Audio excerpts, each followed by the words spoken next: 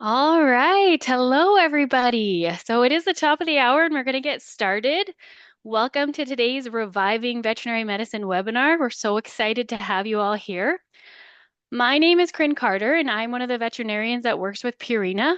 We're absolutely honored to sponsor tonight's talk, as we, of course, are so appreciative for all the amazing veterinary technicians that we have out in our communities, as well as we strongly believe in the importance of the topic that's getting covered tonight to ensure that you guys are all able to thrive in your careers. So before I introduce our speaker for the evening, I just wanted to mention a couple of Purina resources that we have available for you guys to use in your practice. The first is our veterinary portal. So this was launched last fall. If you haven't checked it out, I highly recommend. This is where we have all of our digital materials, as well as where you can do product returns and, of course, submit for patient consults with our Canadian Veterinary Resource Center. And the second one I was going to talk about is our Purina Institute. So this essentially is our scientific arm of Purina. It has no product information, so it's simply just about sharing science with you guys. We're very excited because now when you sign up for our scientific communications, we have just released a new free ebook that you can get access to called the Handbook of Canine and Feline Well Pet Nutrition. This is actually our second ebook that we have. So we also have one on clinical nutrition for dogs and cats that you would also get access to. So if you sign up for those newsletters, then you can get access to these practical textbooks you can use in practice. So just some housekeeping for today. This session is approved for 1 hour of non-medical CE credit via RACE. Attendees must stay on for the majority of the live session to be eligible. Certificates will be emailed to eligible attendees within 1 week of the seminar. Some other housekeeping items. Participants can ask questions anytime in the chat box or with the Q&A feature. We then will have a dedicated Q&A question time following the presentation. If you have any technical issues, please reach out via the chat box as well, and we'll help you guys out with that. So now, of course, the reason we're all here, I am very excited to introduce today's speaker, Dr. Marie Hollowaychuk. Dr. Hollowaychuk is a board certified emergency and critical care specialist. She is also the founder of Reviving Veterinary Medicine and a passionate advocate for well-being in the veterinary community. She also is the author of a recently published book, A Compassionate Calling, What It Really Means to Be a Veterinarian. And today she's going to be sharing practical strategies to help vet technicians thrive, overcome challenges, and enhance their well-being. So without further ado, Dr. Hollowaychuk, the floor is yours. Thank you so much, Corinne, and thank you so much, everybody, for being here. We are absolutely delighted to see so many of you tuning in live. It can be so challenging to find a time that works for everybody when we host these webinars, and so this is just a delight. And of course, we are so grateful for Purina's partnership on this webinar. Without companies like Purina that really prioritize the health and well-being of veterinary professionals, we wouldn't be able to have sessions like this that are free to the veterinary community. So thank you again so very much. And I, of course, would be remiss not to acknowledge that we are here today because it is RVT Appreciation Month or National Vet Tech Appreciation Week, depending on where you live. And as an emergency and critical care specialist, I can honestly say that I could not do the job that I do on a daily basis without my incredible vet techs. I have been saved so many times by my technicians or nurses recognizing a mistake that I made, alerting me to the deterioration of one of my patients, or suggesting something that ended up being a game changer in the way that I was managing that case. One of the reasons I went into emergency and critical care is because I loved working within a team and I loved working alongside my technicians and nurses in the ICU setting. So This is a picture of me actually from my residency, surrounded by a couple of my mentors and a whole group of my very favorite RVTs and CVTs and LVTs that I worked with in North Carolina. Some of these technicians and technologists are my closest friends today. And again, it is truly an honor to be able to be here and talk to all of you, whom I really, really hope that this information that we share today will really help you be able to stay in this profession long term. And like I said, as a criticalist, I deal with some of the sickest patients in the hospital. And this is a little dachshund who we had on the ventilator for almost 2 weeks. You can see that there's 5 syringe pumps here. There's a ton of nursing care that goes into this patient care, feeding tubes, central lines, catheters, art lines, etc. I couldn't manage these cases without all of you. And so that is just so very, it's just so very important to me. And I'm so very grateful. So it really does hurt my heart when I hear my vet techs and nurses say things like, the vets I work for don't use me to my full potential, or all I do is answer the phone and clean the hospital. I can't pay my rent with this income. This job is too physically and emotionally demanding. I don't feel appreciated by my boss or my coworkers. This job is not sustainable long term, or I chose the wrong career. And this is especially hard for me to hear because I know it is possible to thrive as a vet tech. I have worked with nurses and veterinary technicians and technologists who have had careers spanning decades in the veterinary profession. I know that it can be done, and I really want to help to arm you all with the strategies to be able to do that. So before we get into those strategies, let's start by unpacking some of the realities of working as a vet tech in veterinary practice. We know that there are tremendous stressors that come with being a vet tech. The NAVTA survey that was done last in 2022 demonstrated that 36% of vet techs carry student loan debt, on average about $30,000, which is quite substantial when we think of that in US dollars. 33, so 1 in 3 vet techs have a second job. And the top concern of vet techs was salary at 56% and compassion fatigue at 51%. Now, some other research that we found as well, there are massive physical demands of the job as vet techs. Acute injuries are common, right? This can be dog or cat bites or scratches that impact nearly everybody, needle stick injuries that are as high as 71%, lacerations at 53%, and then there's chronic issues. Neck or back pain impacts half of veterinary technicians and technologists.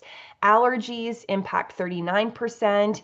And what the research shows, that's really interesting to me and really emphasizes just how much our techs are on the front line of practice, is that high risk, the work that is at higher risk for injuries impacts 43% of vet techs versus only 9% of veterinarians. So literally, vet techs are doing the heavy lifting in practice, which means that they're at higher risk for injuries in doing so. Now, aside from the physical demands of the job, there's also the emotional demands of the job. And there's research to demonstrate that 1/3 of vet techs have been subject to a client complaint within the last 6 months, and that 41% reported experiences of verbal or physical violence or sexual harassment. Believe it or not, mostly from other staff members. We often think of clients as being, the root of the most of the challenges that we experience, but staff members are actually often at the root of some of these challenges that vet techs experience in practice. Again, I want to highlight some of the very recent research that has come out looking at the impact of futility on vet techs as well. Now, we know veterinary practice is wrought with ethical dilemmas, right? On a daily basis, we are being faced with cases and patients who need care, but their owners can't afford it. And that puts the veterinary team in a particularly challenging situation. And when we feel like we're doing something we shouldn't be doing, or that we're not doing something that we should be doing to help patients, that creates distress. But what is very unique to veterinary technicians, and I think of this especially in the ICU setting, which is where, of course, my experience is that sometimes it's the opposite. We're not euthanizing animals that we could be providing care for, but the flip side, we're providing care for animals when we feel like we should probably be euthanizing them. So that sense of futility, that nothing that we do for this patient is going to help them lead a normal life. And so nearly all veterinary technicians in this survey, in fact, greater than 95% encountered or provided what they felt to be futile treatments. These had massive negative impacts on vet techs. 70% experienced stress, 97% experienced emotional strain, and 83% experienced physical strain. So that was really, that was really huge as well. So the career effect, when they looked at this research, these survey results from these technicians, is that about half considered leaving the profession, or they know someone who left the profession because of futility. So again, there's these ethically distressing situations that I really feel like our vet techs are on the front line of. And they're, of course, doing what the veterinarians are, asking them to do, but they're feeling, pulled in different directions in spite of that. So we know that burnout is a growing problem among vet techs. Compared to about 1/3 of veterinarians who experience burnout, half of vet techs are reporting high levels of burnout. And the highest rates that I have seen to date among vet techs are our anesthesia vet techs. In fact, 90% of anesthesia vet techs working in North America are currently experiencing high levels of burnout, which is astounding when you think about it. So some other information specifically about burnout among vet techs is looking at the high job demands. So for vet techs especially, workload, emotional strain, complex tasks, combined with low job resources, so not having enough support, not having enough machines, not having the resources to do what they want to do, is linked with higher levels of burnout. Another interesting study that came out about 5 years ago, looking at vet techs specifically in referral hospitals, found that the biggest things that contributed to burnout for them were fear or anxiety around communications with their supervisor, that the patient load might be too high to provide that excellent patient care, and that if there was a sudden increase in workload because of an influx of patients into the ER or into the ICU, that they wouldn't have the help that they needed. So again, some really unique challenges that only our veterinary techs are experiencing. So based on the most recent research to come out of the Merck Animal Health Veterinary Team Wellbeing study, we know that 20% of vet techs are experiencing serious psychological distress. That's 1 out of 5. That's really high. This is especially common among vet techs working in unhealthy work environments, those working longer hours, and those having student debt.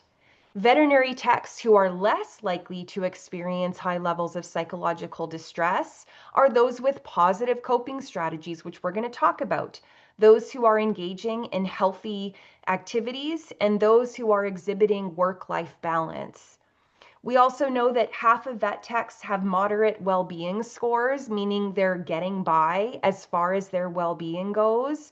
Those with higher well-being scores, so those who are flourishing, they are working in places with healthy cultures, and they are also practicing healthy coping strategies. So that is the background and the reason why it's so important that we talk about resources and strategies for supporting our incredible vet techs. Let's focus on what it is that all of you as vet techs can do to help yourselves. And the first thing that I want you to note is that it is so important to take care of your body. And I really can't stress this enough. Of course, we all know we only have one body, and based on the research, your body can really take a lot during your work as a vet tech. So, what are the things that you can do? Well, proper nutrition and hydration to fuel your body to thrive at work is a great starting point. Eating balanced meals with protein, healthy fats, complex carbs, including fruits and vegetables for vitamins and antioxidants, staying hydrated throughout your shift. Water is best. I know it's hard, especially those of you who work shift work. We want to drink a lot of caffeine. Some of us like soda or pop. We want to make sure that we're limiting sugary drinks and excessive caffeine because that can be really hard on our bodies. Snacking mindfully throughout the day to maintain energy, and meal prepping on days off. Not only is it going to help you save money so that you're not getting takeout all the time, but it's also going to help you to eat more healthy. Regular exercise is so very important. We want to make sure that you're moving your body to stay strong and energized. So the recommendation is to aim for at least 30 minutes, 5 days a week. The exercise is such that we want it to increase your heart rate.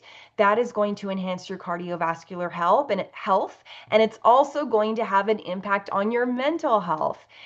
Strength training, especially as you get older, is going to help prevent injuries, especially when you're lifting patients or you're using equipment. Cardiovascular exercise, like I said, is a big stress reducer. Stretching, yoga is really good for flexibility and reduces tension that we can hold in our bodies. And even short bouts of movement during shifts can help reset your body. I've worked in practices before where we might have a dance break where we pull up a video and we, try and do a quick dance choreography, or we might do like a squat hold. We can have a competition who can hold the squat for the longest, who can do the most push-ups. We've got down on the floor in the practice and had push-up competition. So, it's not just about getting to the gym and having a workout. It's about getting up and about during the day and keeping your body moving. Now, the other things that you can do to help reduce tension during your shifts is to take some mindful breaks. So it's not just about, rushing and shoveling food and rehydrating and running to the bathroom. We want to make sure that we can also take really intentional pauses that allow us to recharge. One of my favorite things that I like to do during the day is just to step outside. It doesn't have to be for a long time. It doesn't mean I'm eating my whole lunch outside. It means that I am just stepping outside, maybe doing a lap around the hospital, or just stopping and taking, 3 mindful breaths outside. There's also a really great exercise called the 5-4-3-2-1. If you are going through a shift and you are feeling like you're just frantic, you can't concentrate, you're maybe getting a bit anxious, if you take a moment to notice 5 things that you can see, 4 things that you can feel, 3 things that you can hear, 2 things that you can smell, and 1 thing that you can taste. Maybe it's even taking a sip of your coffee or tea or whatever it is that you're drinking. Tuning into your senses is going to ground you in the present moment, and it's going to help to reset you. When you go to eat your lunch or when you go to have a snack, just notice that first bite with all of your senses. Before you go to phone a client or send an email or hop into a consult room, just notice the sensations in your body from your head to your toe. Are you clenching your jaw? Are you, holding your shoulders up to here? And if you do have the opportunity to do so, I highly recommend escaping to your car or escaping to somewhere outside or the break room or the bathroom to do a quick meditation or a breathing exercise. Just 2 to 5 minutes, reset, and then go back to work. Sleep for taking care of your body also cannot be understated. Sleep is so essential. We want to make sure that you are aiming for what the average adult needs, which is 7 to 9 hours of sleep per night. There's a lot of inter-individual variability, so you might be on the upper end of that, you might be on the lower end of that. And know that the sleep doesn't have to be consecutive. If you're doing shift work and you're napping, that nap is part of the total 7 to 9 hours of sleep per day. So daily habits to support sleep include getting 30 to 60 minutes of daylight exposure to reset your circadian rhythm, exercise to help reduce stress, probably not right before bedtime because we don't want to increase our body temperature before bed. That can impact our ability to fall asleep, preferably in the morning or before your shift starts. Taking moments to relax throughout the day with all of those strategies I just shared, and making a list of things to do to remember later so that you're not going to bed and having all of these things on your mind that you feel like you need to get done. In the evening, habits for better sleep, avoiding caffeine within 6 hours of bedtime. Caffeine takes a long time to metabolize. You don't want to be ingesting that within, hours of bedtime. Avoiding alcohol. Alcohol is a depressant. However, it prevents you from getting into the deep stages of sleep. So if you are going to take in alcohol, you want to make sure that you do that not right before bed.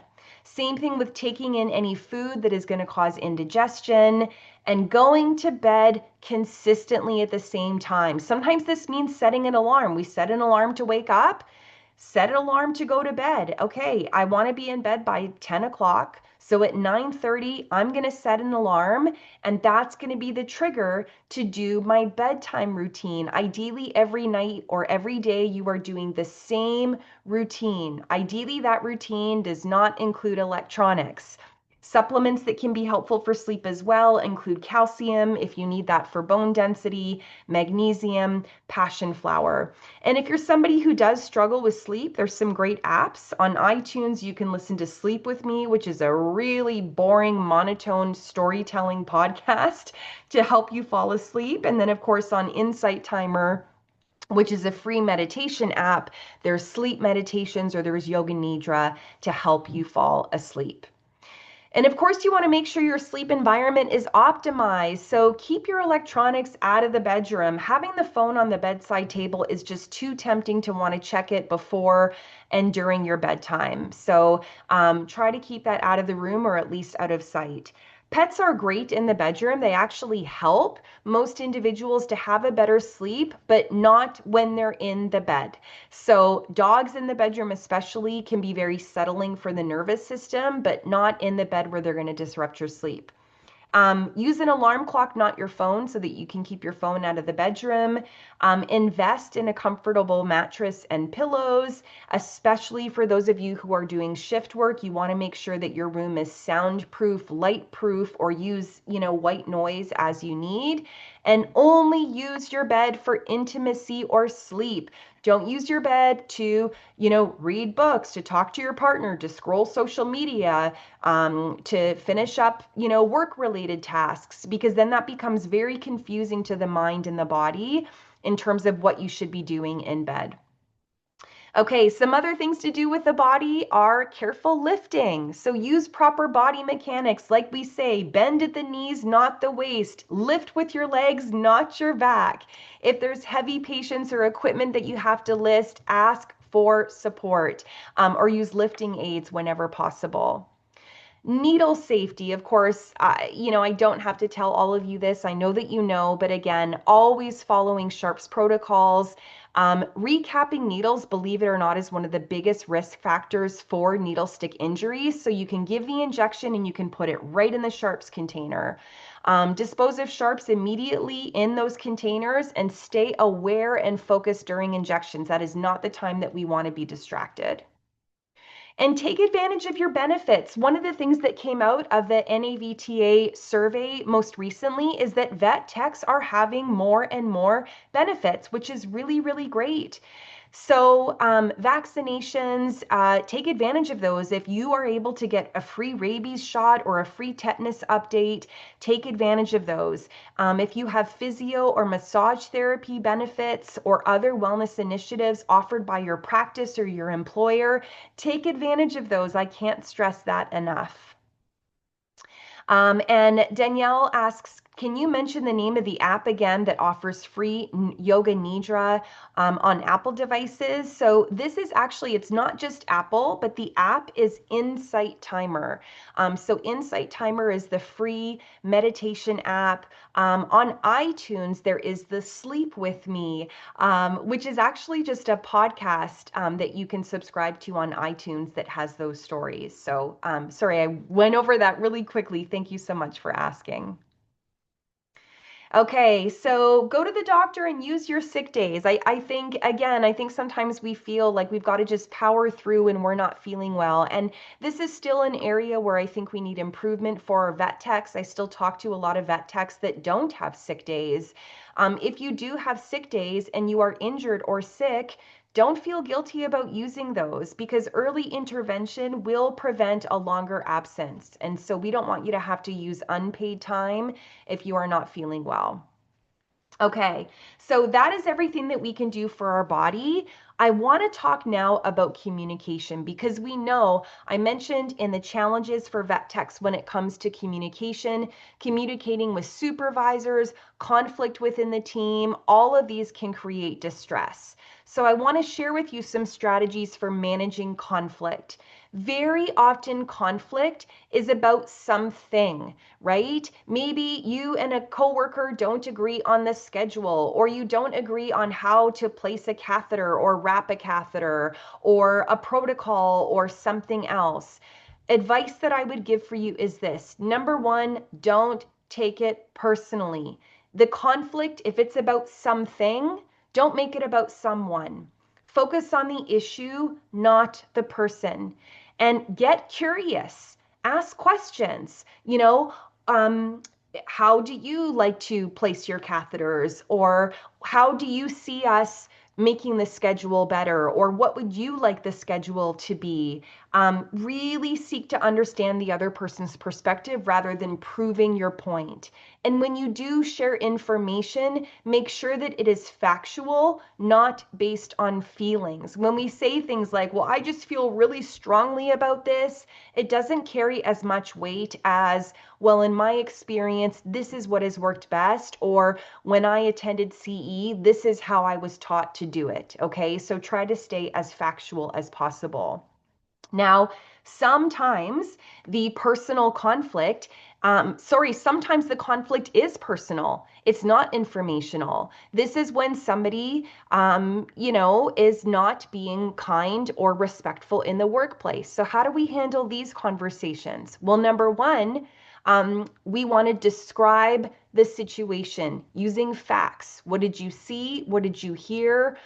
What happened? Then the I in this dish script is to identify the impact on you. What was the impact of what happened? And if not on you, then on the team or on the client or on the patient. Then S, specify what you need to happen. Next time this happens, I need ... And then highlight the positive outcome if they do agree to, oblige with whatever it is that you're asking. So dish script can be incredibly helpful for handling these conflict situations. And if you go to revivingvetmed.com, we've got great handouts to assist you in managing scripts and strategies for information and personal conflict.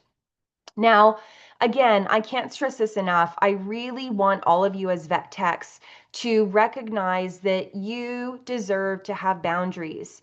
you have to protect your well-being, and there are ways that you can do this while still maintaining your professionalism. So setting clear boundaries with clients and other team members, right? It is never okay for a client to mistreat you. It is never okay for another team member to mistreat you, and I'm going to talk about that as well in just a moment. So reaching out to others, supervisors, management, and other individuals so that you can get the help that you need to manage those situations. One of the things that I will say that a lot of veterinary technicians raise is, how do I speak up to a veterinarian when I'm concerned about what they're doing? And one of the best strategies that I would suggest that you use is called the cuss technique. Now, do not mistake this for cussing the veterinarian out. This is another one of those acronyms. So the steps are concern, unsure, safety, and stop. So if you notice something that is not sitting well with you, you say, I'm concerned about dot, dot, dot, right? This is just to express that, I'm not comfortable with something here, or I'm a bit worried about what's happening. If it continues, then you escalate to unsure. I'm unsure that this is the right thing to do in this situation, right? Now we're inviting clarification. If it continues some more, now we talk about safety. This seems unsafe, okay? And then if it still continues, we say stop, okay? When immediate action is needed. You could use that with a veterinarian. You could use that with another tech that you are working with. This is a simple strategy, again, when we feel like we need to speak up and it's intense in the moment on the clinic floor. Now, there are situations too when there might be bullying that is happening in the workplace. This is where, again, staying calm and professional and addressing the behavior is so important. You can begin with I statements. I feel uncomfortable when. However, sometimes bullies thrive on knowing that there is an impact in terms of their behavior. If the behavior continues, we escalate to you statements. You can't speak to me that way. Again, talking to your management, if you work for a big organization, getting HR involved and documenting so that these incidents can be addressed appropriately. Again, I think that it's so very important that technicians feel empowered to speak up for what you need at work, right? Every vet tech deserves fair pay and a living wage, training opportunities and continuing education, adequate staffing to reduce burnout, support if you feel that you didn't get great communication training and practice and that's an area that you feel challenged with. Can you go to a workshop or even get one-on-one coaching to help you with that? And so recognize that asking for what you need is a part of setting boundaries. For example, I'd like to talk about how my current responsibilities align with my pay and workload.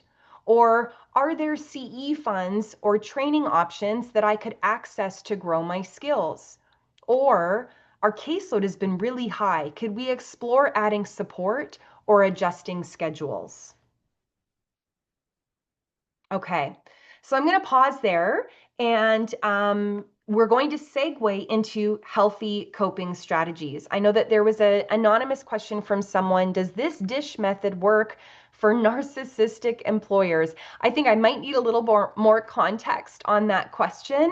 But the dish script is one that we will typically use when we are addressing specific behaviors.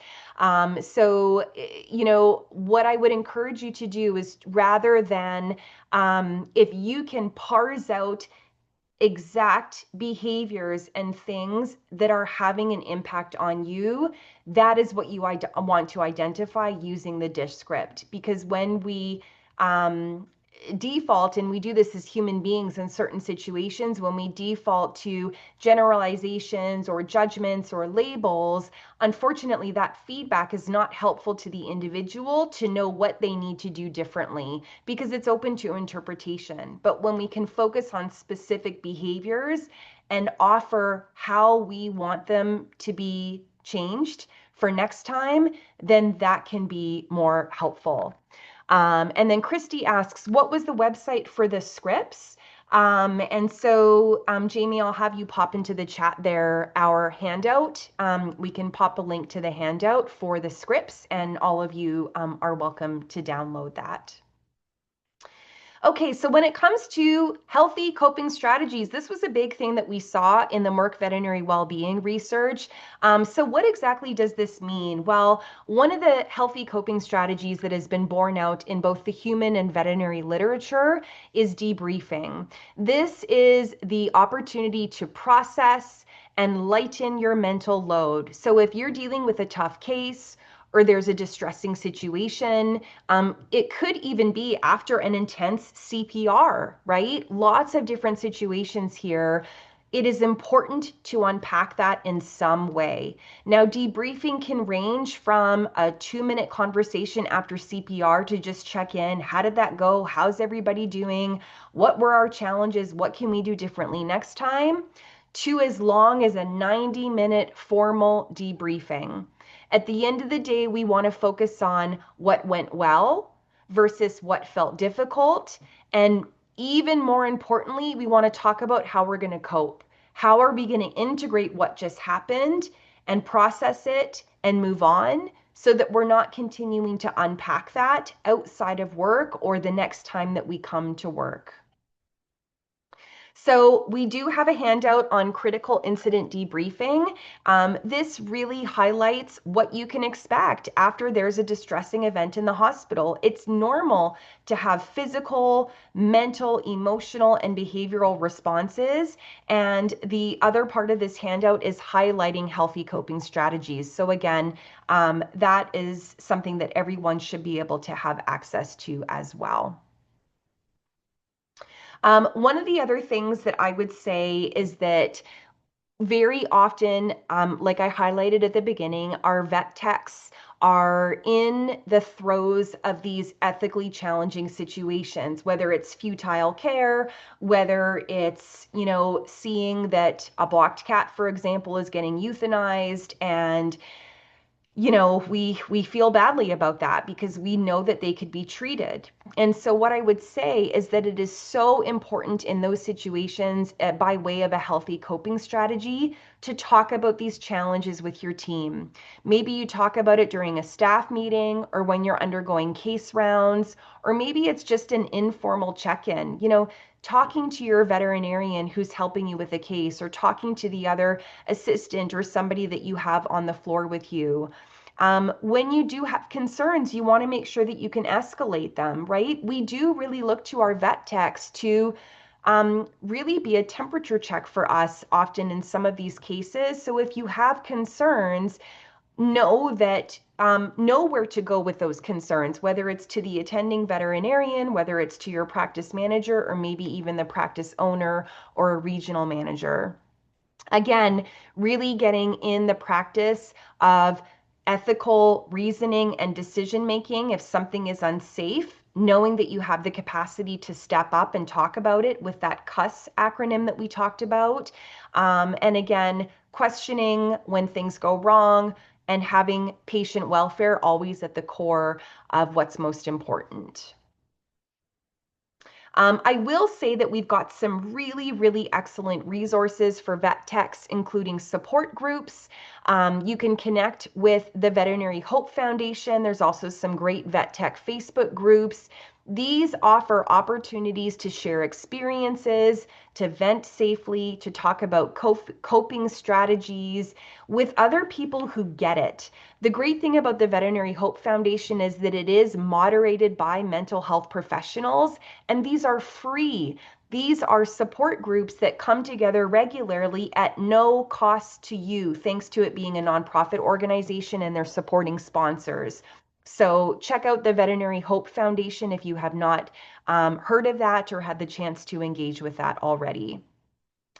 And if that something like a support group doesn't really appeal to you, then I do strongly urge you to reach out to trusted colleagues or friends, classmates. Have a small circle of individuals that you know that you can confide in, sharing the highs and the lows, and of course, leaning on those individuals for advice when that is needed.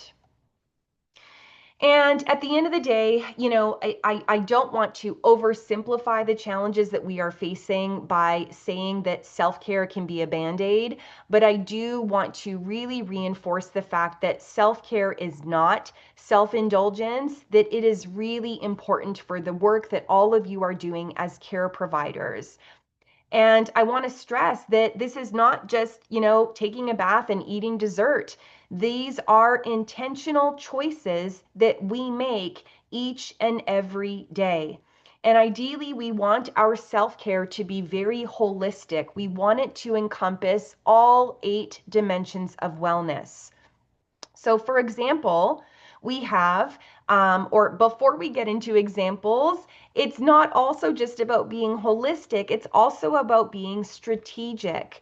When you decide that you want to engage in self care, you want to set goals that are specific, they are measurable, they are achievable. They are relevant and they are timely. Okay, so let's go through some examples. Physical wellness. This could be walking at least 10,000 steps a day, performing 15 minutes of stretching or yoga after a shift.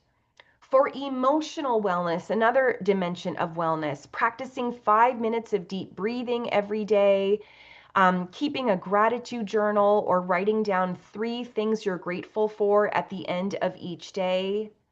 For spiritual wellness, practicing a personal reflection or mindfulness exercise for 10 minutes every day, or attending a community or spiritual gathering, either online or in person, every single week. Social wellness is arguably one of the most important aspects of wellness, and we often take this for granted. It often falls to the bottom of our priority list. So could you make the goal to schedule or attend one social activity or coffee with a friend or colleague every week, or join one of those support systems like I said before, and maybe participate in a discussion group once a month? For work related wellness, I urge you to take at least one break off the clinic floor, away from your computer every shift, even if it is just for a few minutes, and then making sure that you have regular touch-ins with your supervisor. Intellectual wellness. So this can be reading a professional article, listening to a podcast. I was just interviewed on Vet Tech Cafe. They have an awesome podcast. So downloading episodes, or reading a book related to personal development every week, or learning a new skill outside of work. It could be cooking, photography, meditation, and making a goal to do that before the end of the year.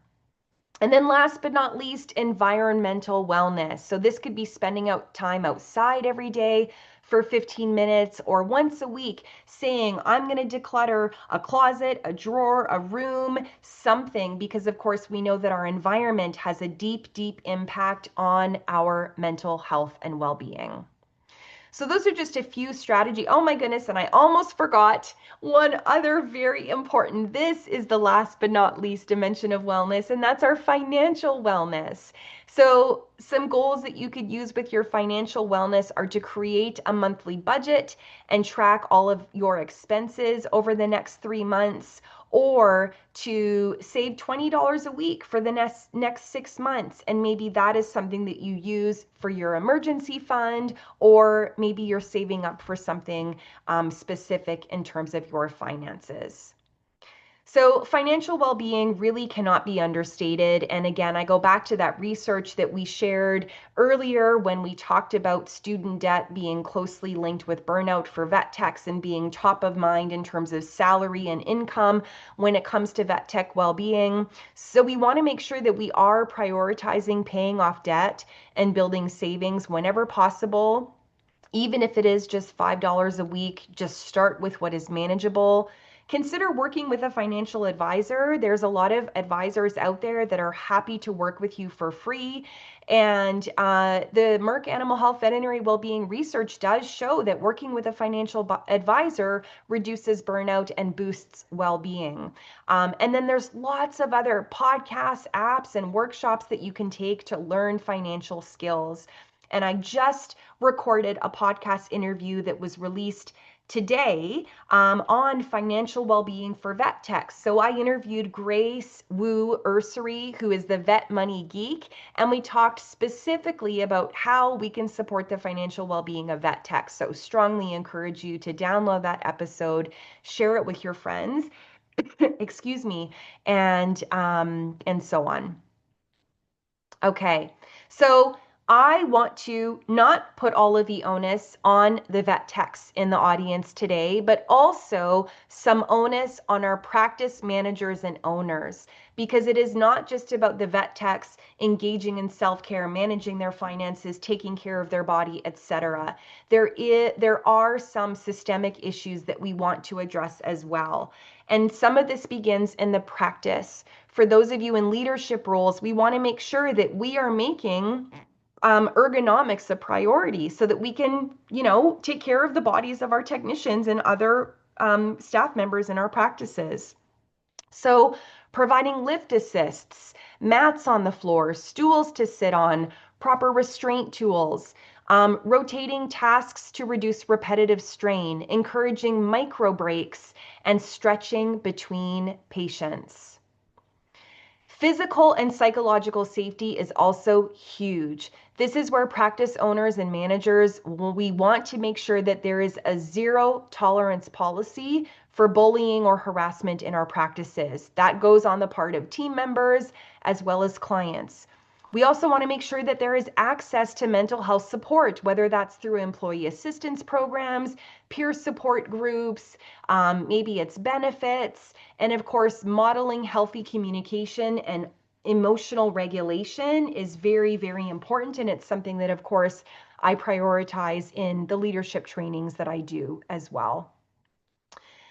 Building communication and conflict resolution skills. So again, making sure that if you're bringing in trainings and CE for your teams, that you are prioritizing things that are going to impact all members of the veterinary team. So it's not just about the medical side of things, it's about the communication and conflict resolution, normalizing open dialogue after tense situations. We want to get out of these tendencies to go behind somebody's back. Somebody upsets one vet tech and they go to the manager and they say, that person upset me. And then that manager goes to the other person. And it's this triangulation impact. We want to get everybody talking together. And again, we want to do this with curiosity and empathy for everybody who is involved.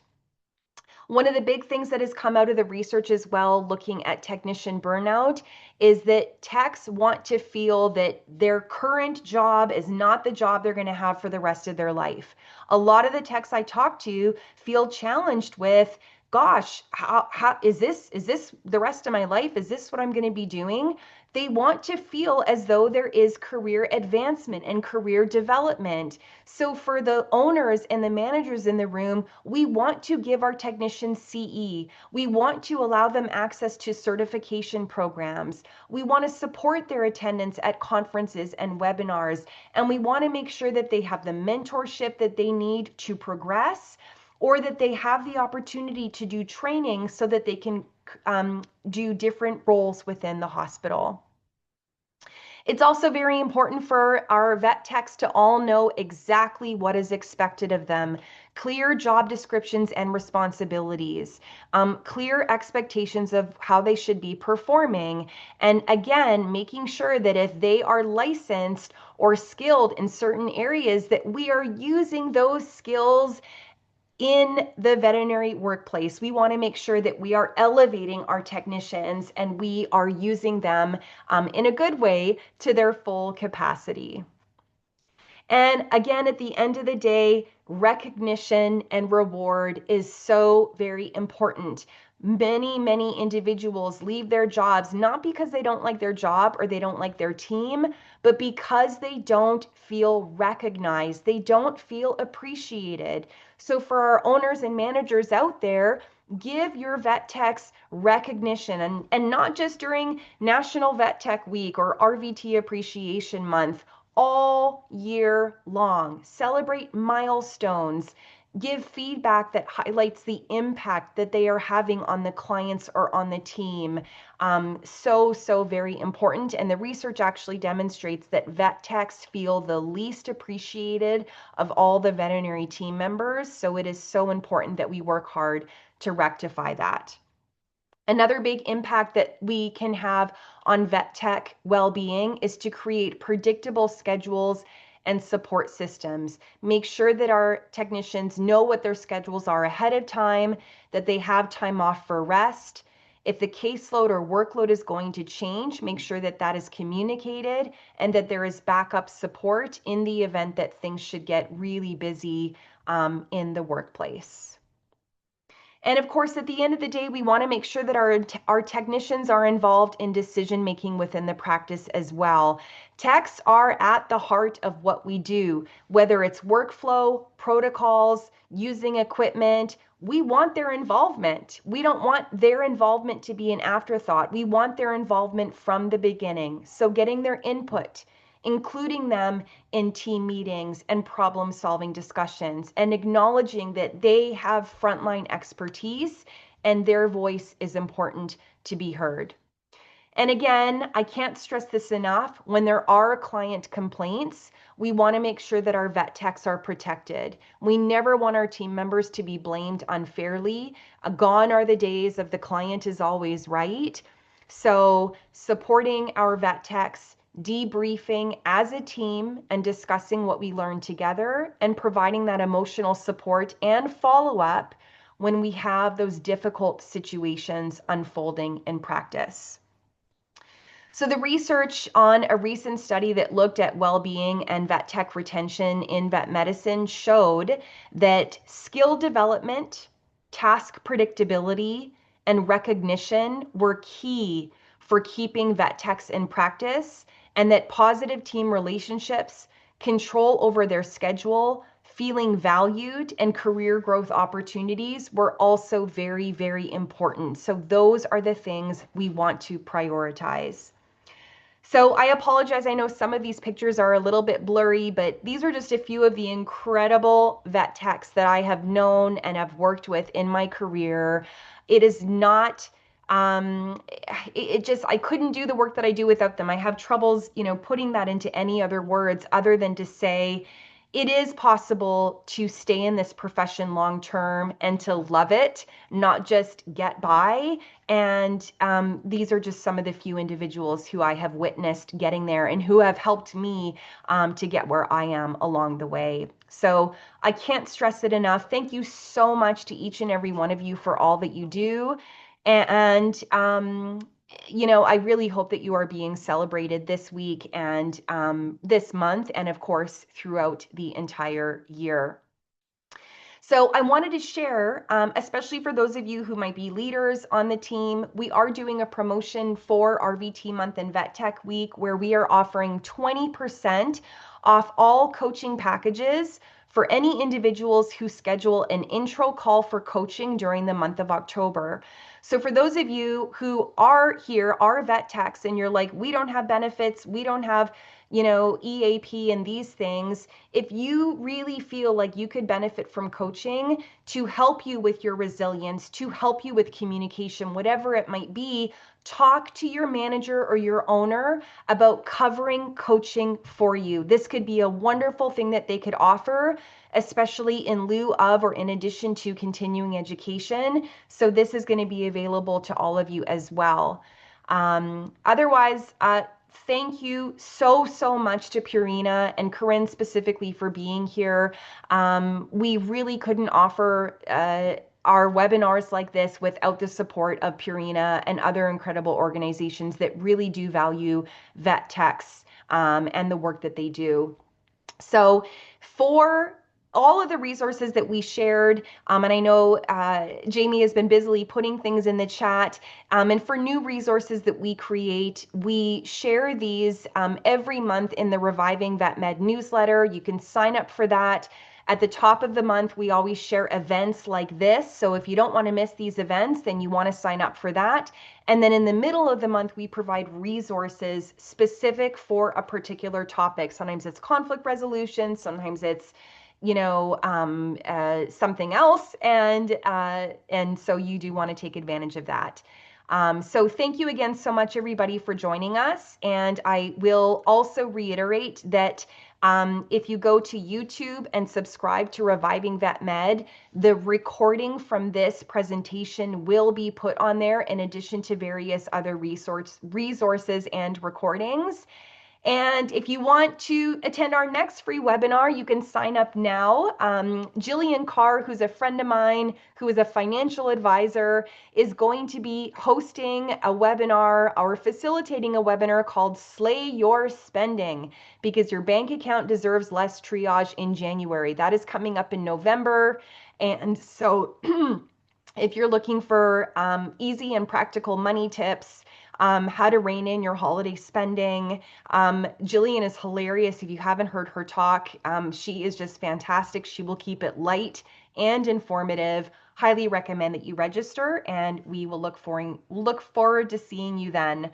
So I know that there are questions that have been coming in. I'm going to turn it over to Corinne, who's going to field those questions for me. If you want to reach out to me personally, or if you want to follow me on social media, you've got my information there as well. So thank you so much, everybody. Wow, thank you, Dr. Holloway-Chuck. That was, I mean, not only engaging, but very practical. So many practical tools for everybody heading back into practice. So we do have some questions. I do just want to mention if anybody else has questions burning in their mind, please put them in the chat box as we're going through these, and then we'll hopefully get time for them all. So the first question we have, um, someone mentioned they've noticed in practice that workload seems to be subjective to each individual. So Mhm. when some staff feel they're being overworked, other staff might feel that those feelings are not valid. So how do you validate those obvious feelings without offending them or not agreeing that a person is overworked, or just, I guess, dealing with the different types of people's workload they can handle?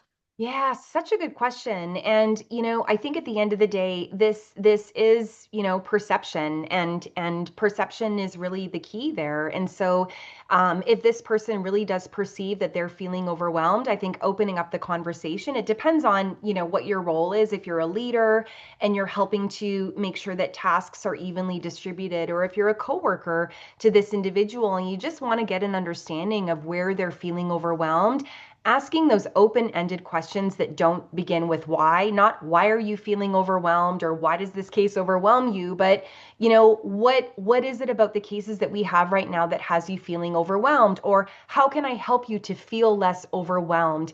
And then you might see where they're getting stuck. Definitely many of the larger practices, emergency practices, and referral practices have really tried to take a very objective stance when looking at their caseload and the nurses or technicians that they need to manage those different cases. And so they've tried to break it down in different ways. Is it the number of fluid pumps? Is it the number of catheters? Is it the number of drugs a patient is getting? It can be, I mean, we could have a whole session on, managing workload for vet techs as well. But sometimes making it very objective, like trying to look at it objectively, like these are the number of treatments, these are the number of checks and balances. I know for me as a veterinarian, I like to have conversations with my nursing team because there are some technicians who like all the things to be grouped. So they like to, for example, be going in for a patient every 4 hours and doing all the things, or every 6 hours, or whatever it is. And so I try to group those, But sometimes for some techs, that causes overwhelm. They're like, I don't want to open up the treatment sheet and see that I've got all these things to do, like spread them out.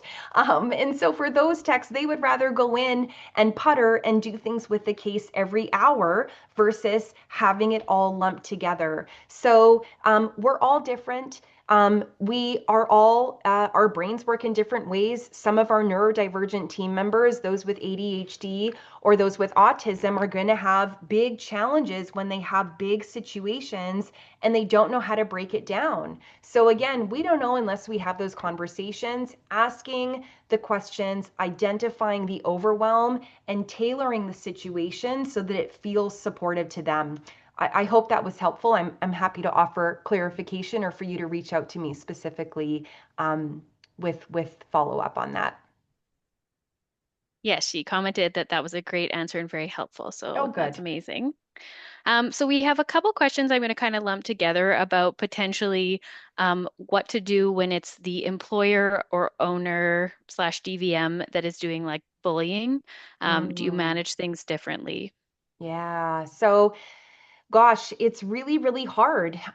If it's the owner of the practice, and that's kind of as high up as you can go. Unfortunately, outside of the tools that I provided, there's not a lot that you can do. Part of that dish script, the describe, the impact, the, specify what you need, and then, highlight the benefits of fixing this. In some situations, might need to highlight the consequences if the behavior doesn't change. So, in other words, highlighting the fact that if this can't be a more comfortable environment for you, or if these behaviors can't change, then you may have to look for employment elsewhere.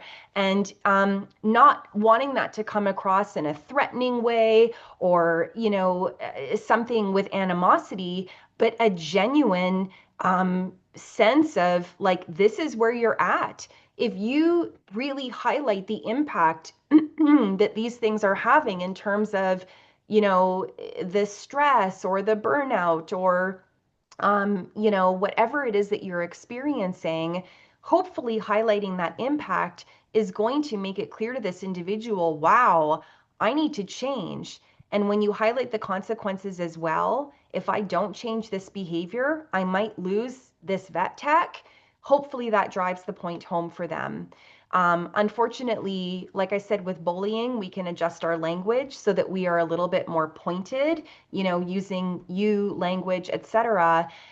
But my heart goes out to you because at the end of the day, if this is the person who owns the practice and there's nobody above them that you could go to, then there may not be a lot that you can do other than to seek services elsewhere. Now, if they have seek services elsewhere, seek employment elsewhere. I correct myself. I will say though, if you're in a practice where you have a manager, or if it's the manager that's the issue, if you have a regional manager that you can escalate your concerns to, or maybe you're in a practice where the manager and the owner have a really good relationship and you could talk to the manager about what you're experiencing. Again, I am all about having the conversation with the individual that with which you have the conflict. But if that feels way too intimidating or that you are just not making headway with that person, finding a trusted advocate who you can share this information with, be very specific in what you're feeling, be very specific about what you need, and be very clear that, gosh, if this behavior doesn't change at such and such point, I really am considering leaving and I don't want to do that. I mean, unless you really do, but if you're really looking for a compromise and you really want to stay at this practice, that might be another option as well. That's helpful. Very challenging situation. Very Um, challenging. Yeah. Another question is asking, is venting to colleagues toxic? I find it helps since they ha experience the same situation, but my manager discourages it. I guess potentially answering that twofold. I guess venting about clients, is that different than venting about potentially other staff members or management? Yeah, I love this question. I'm actually fascinated by venting. Jamie, maybe you can find the blog post that I wrote about venting, or I think it was a podcast episode that I recorded. It might even be both. I did a bunch of research a few years ago into venting because I had this sense that venting for me felt really good in the moment. It's like, oh, I just need to vent. And it's like, yada, yada, yada.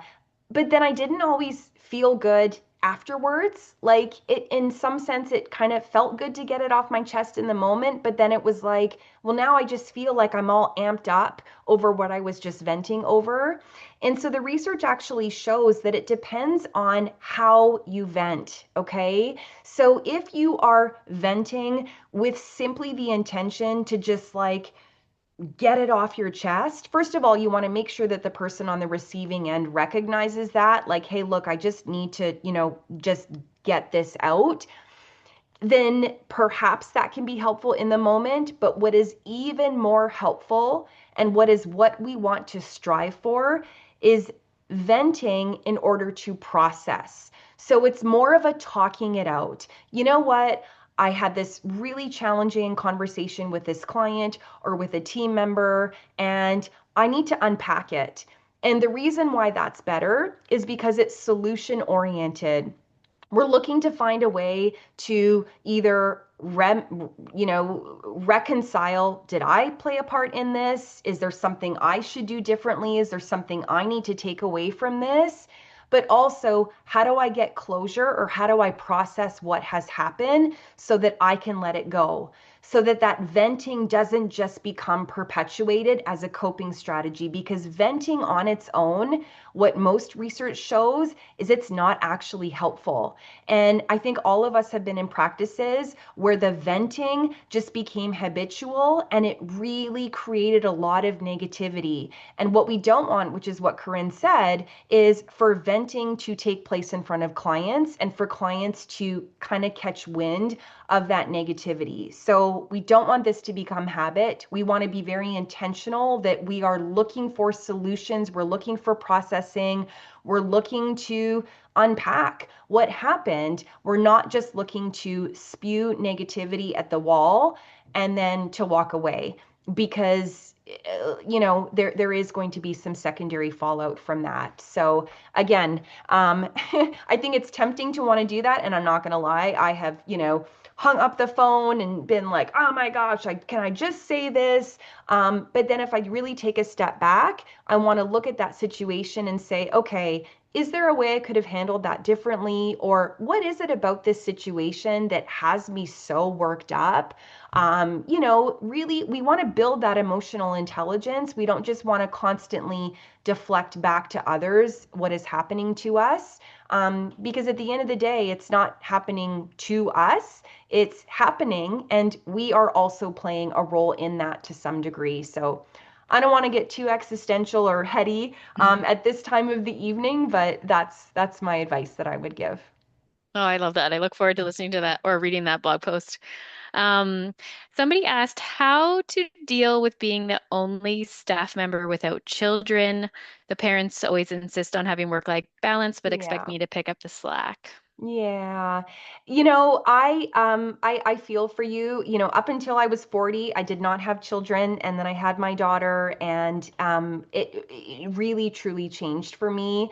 As a parent, I can speak to the fact that there are non-negotiables that we have, especially when we get paid like $20 a minute when we show up late to pick up our child from daycare.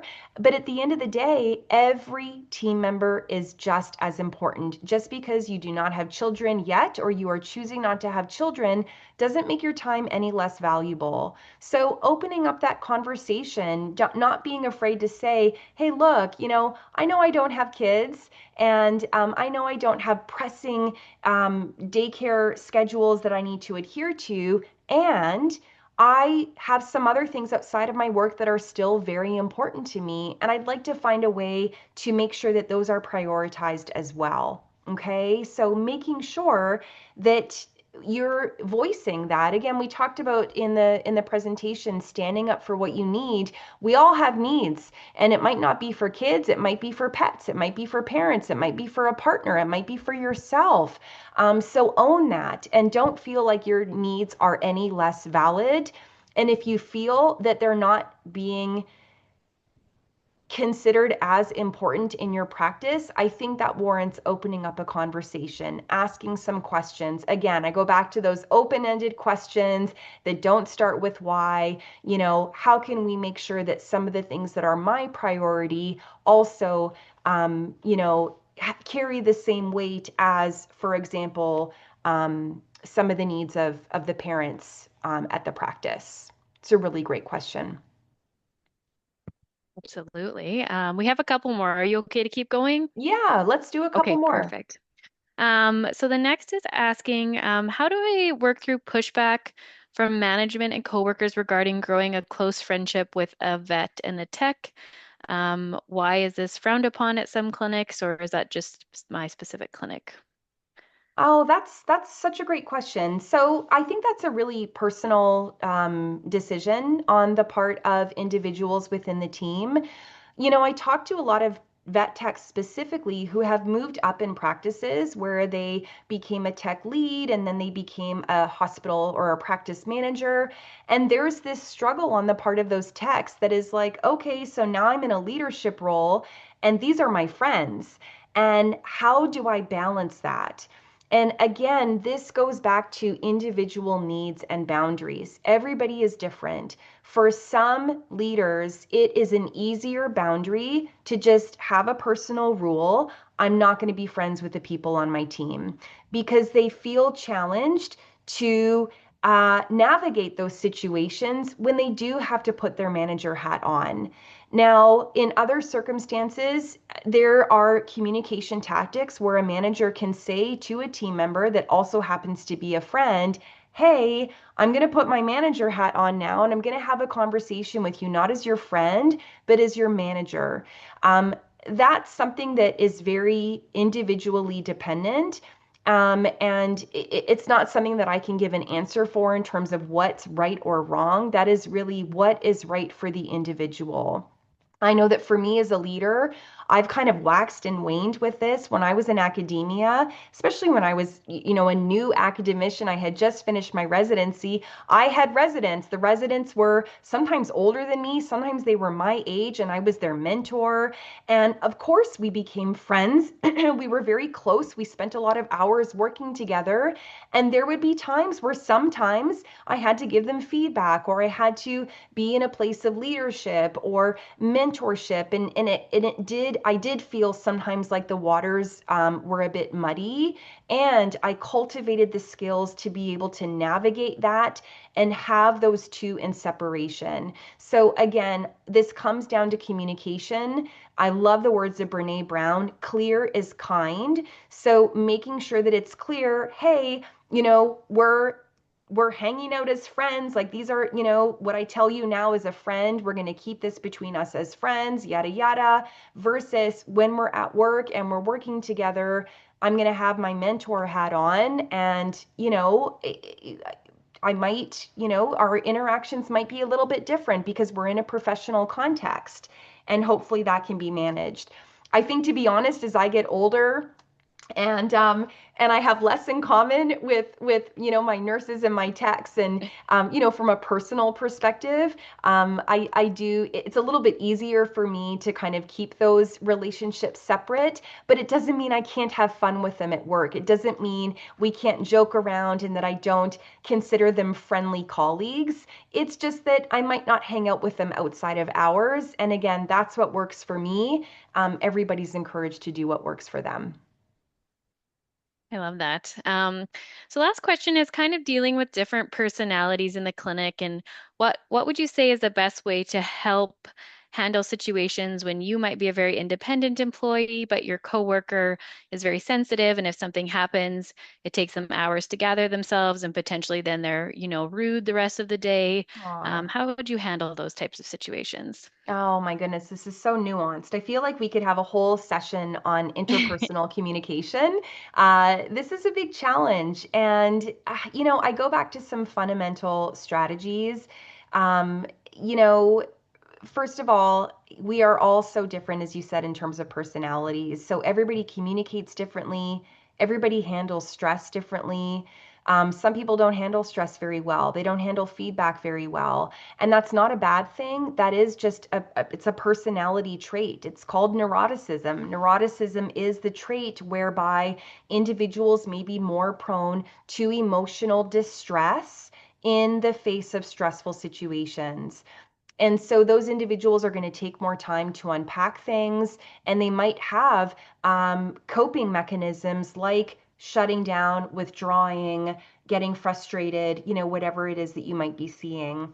I think at the end of the day, we want to really try to cultivate empathy for as many of the people in our lives as possible. So recognizing that this is an individual that maybe doesn't handle stress the way that you do, they need more time, and opening up the conversation with open-ended questions and reflecting back what you're seeing. I can see that you're upset right now, or I have the sense that you're feeling frustrated. What can I do to be of support? How can I help? Or, I wouldn't want to say, do you want to talk about it? That's a closed-ended question, and they're probably just going to say no. But, you know, um, when would be a good time to talk might be another way to open up that conversation with an open-ended question. Keeping the conversation going, giving them the time and space that they need, and at the end of the day, don't take it personally. I think this is the biggest thing that comes out of a lot of these interactions is we take it so personally, or we feel like it's our job to fix the situation. Every individual is on their own journey. They are having their own experiences. um, and, you can ask questions, you can offer empathy, you can demonstrate support, and you can be as kind and curious and open to their experience as you can. Um, when their behaviors are having a negative impact on you, the patients, the clients, or the team, then we want to focus on those behaviors. That doesn't, just because a person is sensitive or doesn't handle feedback well, doesn't mean that we should never give them feedback. It means that we do still need to address their behaviors, not them as the individual, but their behaviors, and recognize they're probably going to need a little bit of time to digest that and or support in the aftermath of receiving that feedback. So again, lots to unpack here. If you go to our podcast, we do have a lot of, at least one, I know, podcast episode related to interpersonal communication at work. So hopefully that'll give you some additional strategies as well. Amazing. That's very helpful. So the last is we shared the dish script handout in the chats, but you had mentioned there was a website that was specifically for reception that might have been along the lines of VetMed something. You were If hoping I to get did that mention that, website I again. must have misspoken. But yeah, no, just the Okay. the the script, I think that Jamie put it up in the chat, is Okay. information conflict. So the LoRa script, which is an acronym for how to handle information conflict about something. And then on that same handout, there is the dish script. So that's the more personal conflict about someone's behavior. I don't have any specific handouts related to the front team or the CSRs specifically. Those scripts apply to everybody, so you can certainly share them with your CSRs. But that was the handout that I was referring to. Yeah. Okay, perfect. Mhm. I think that is all of the questions we have. So thank you again for, that amazing presentation. It's just so practical. I know that'll be helpful to many people. And I can see a lot of people mentioning in the chat box how excited they are to have all that information. Oh, I'm so glad. Um, So I just to remind everybody, of course, you will get your CE certificates emailed within the next week. It is available for one CE credit. Also, a recording of this webinar will be available on the Reviving Veterinary Medicine's YouTube channel. So that's at Reviving Vet Med. So subscribe there, of course, to rewatch this, share it, or of course, you can watch other videos on there. But there won't be a CE credit awarded just for viewing the recording online. I encourage all of you guys, of course, to subscribe to the Reviving Vet Med newsletter for any updates. You'll learn more about upcoming well-being events like this one. So please subscribe there. That's at revivingvetmed.com/newsletter. And again, thank you so much for this presentation today. We were honored to be able to sponsor this talk from Purina. Yeah, we appreciate everything you did, and I think a lot of people took a lot away from this. A lot Fantastic. of Thank hearts. you.